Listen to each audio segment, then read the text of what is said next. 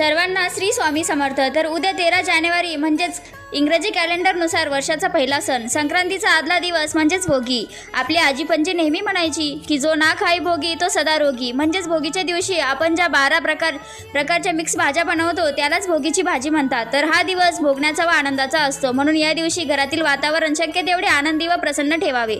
सकाळी लवकर उठून तिळाने अभ्यंग स्नान करावे. म्हणजे सर्वांनी अंघोळीच्या पाण्यात थोडे तीळ टाकून डोक्यावरून अंघोळ करावी.